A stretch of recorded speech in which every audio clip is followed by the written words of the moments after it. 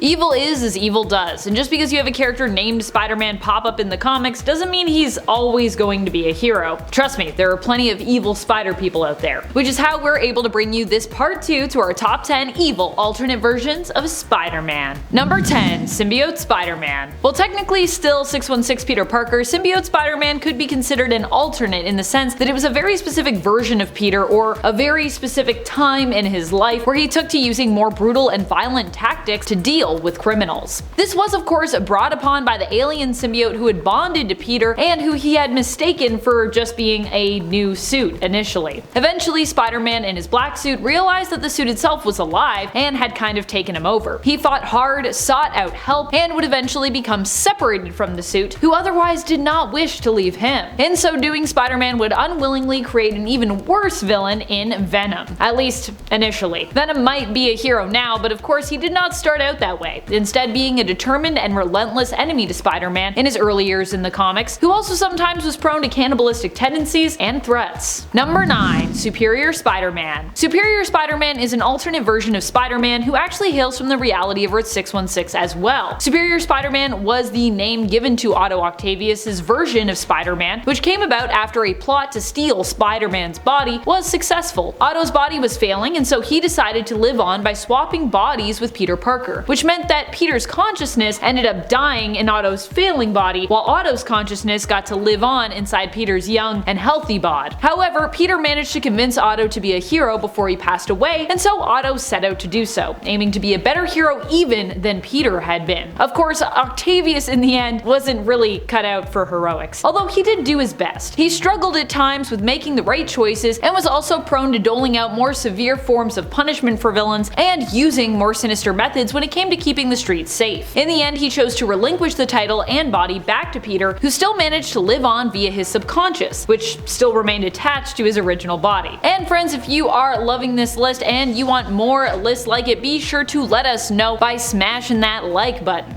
I mean, there's definitely a lot of evil Spider-Men out there, so I'm pretty sure we could keep going with this one. Number 8. The CEO. In an alternate 2099 reality we see explored in the video game Spider-Man Edge of Time, Peter-Man actually ends up being the big villain. In this reality, Peter goes on to become the CEO of Alchemax. His goal was noble, but kinda selfish and also kinda messed up. He hoped to use time gateway technology to channel quantum energy and bring back the lives of all of those that he'd lost. In this reality, Peter Parker was still Spider-Man, but either faked his death or just let everyone believe he had died so he could work behind the scenes as Alchemax's CEO, getting everything in place so that he could eventually put his own plan into motion. This version of Peter ends up getting erased from time after Miguel O'Hara's Spider-Man beats him up and manages to basically reset young Peter's story, thereby convincing Peter to never become the CEO of Alchemax and preventing this evil future self from ever existing. Number 7. Asset 42. Asset 42 was likely one of the first clones ever made by the Assessor of Miles Morales. This clone was considered to be a burner clone and only lasted a few issues, but what a roller coaster of a ride those few issues he appeared in were. This evil version of Miles Morales first appeared in issue 17 of the Miles Morales Spider-Man series, and shortly thereafter perished in a fight against Miles. Miles seemingly kills Asset 42 in this fight, but in reality the clone was revealed to have only really been made to last for about a day. So it's highly likely that even without fighting Miles, he would have just died, as he was already breaking down and basically turning into liquid-like goo, as is evident in his final fight against the original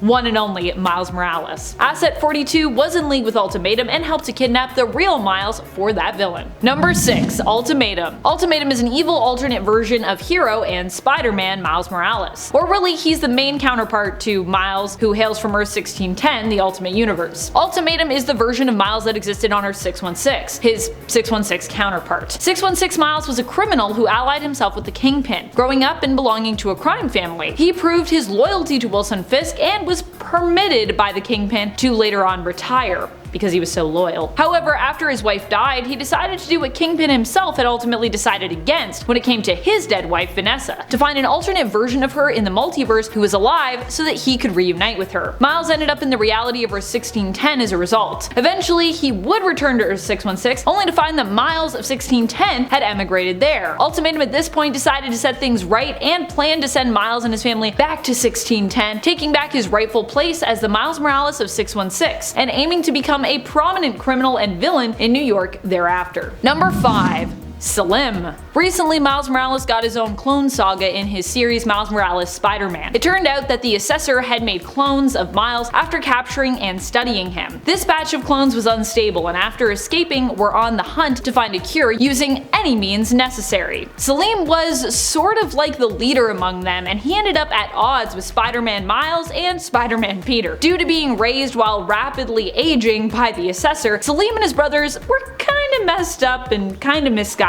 and kinda evil. They inherently struck out at Miles and Peter when the two groups of Spider-Men crossed one another's paths. After Miles mistook their found cure for a serum to make more clones and ended up destroying it, Selim decided to kidnap Miles' baby sister, Billy, in order to lure Miles to him. With only a few hours left to live, Selim wanted to face Miles, hoping to prove that he had successfully been created to be the superior version of him, despite being otherwise unstable and defective, as so many clones have been and often are. Number 4. Kraven the Hunter. It's not just Doc Ock who's taking a swing at web-slinging when it comes to Spider-Man's rogues gallery. Kraven also once decided to step into Peter's shoes and become Spider-Man for a short time. This was during Kraven's last hunt, when Kraven seemingly had killed Peter and then took his place to prove that he was the better between the two. Kraven's approach to heroics was even more brutal in my opinion than Otto's, with many villains ending up fatally injured after Kraven attempted to get rid of them. In the end, it was revealed that Spider-Man wasn't actually dead, but had simply been given a drug to put him in a hibernation-like state after Kraven had disposed of him. Eventually, he was able to rise from the grave and return only to find out that Kraven had been making a mess of the Spider-Man mantle by adopting it in his absence. Kraven would end up basically surrendering, content with his last hunt, believing that he'd accomplished everything he had set out to do in his life. This story and Kraven's time as Spider-Man ends with him taking his own life. But don't worry, this is comics, so of course Kraven would be back. Number 3. Pestilence. Pestilence hails from an alternate AOA, Age of Apocalypse reality, the reality of Earth 5701. Here, Spider-Man ends up being chosen to become one of Apocalypse's 4 horsemen of death. He takes on the role of Pestilence, and this much more evil version of the character, allied with mutant supervillain Apocalypse, also really looks the part too. He has fangs which are poisonous and 6 arms, really looking more like a Spider-Man than most of his heroic counterparts typically do. Here, Peter was actually chosen to become one of Apocalypse's 4 horsemen because he was considered so inherently good at heroics and as a person, I imagine. Apocalypse chose heroes he identified as the best among them to become his horsemen in this reality. Number 2. Spider-Doppleganger. The Doppelganger, or more specifically, the Spider-Doppleganger, or the Spider-Man Doppelganger if you want, was originally an enemy created by the Magus during the Infinity War event. He was one of the many evil doppelgangers created to fight against the superhero community, which opposed Magus in the conflict. Although, like many of the other doppelgangers, the Spider-Man Doppelganger would die during Infinity War. He wouldn't stay dead though, as so many of the other doppels had. Instead, Spider-Doppleganger ended up being resurrected by Demogoblin and would end up joining with him for a time, acting as his sidekick and being treated kinda like his pet. Spider-Doppleganger would also go on to team up with such villainous spider enemies as Carnage and Shriek. In fact, he'd actually become for a time very close and loyal to Shriek, who treated him as though he were her own son. Number 1. Norman Osborn. On the reality of Earth 44145 lives a version of Norman Osborn who becomes imbued with spider-like powers and abilities. Of course, this being Norman, he decides to use said power in his pursuit of more power, not inherently being the hero type. Peter Parker, who used to work for Norman, reveals his plan to Norman's son and Peter's friend Harry in a letter. This leads to Peter's death, which in turn motivates Harry to fight his father. Norman Osborn as Spider-Man would go on to team up with Superior Spider-Man and Spiders-Man briefly during the Spider-Geddon event, but would end up partnered solely with Spiders-Man after suggesting that to defeat the Inheritors, they simply trap them on Earth 616. Obviously, as that was Superior Spider-Man's homeworld, he was not really down for this plan.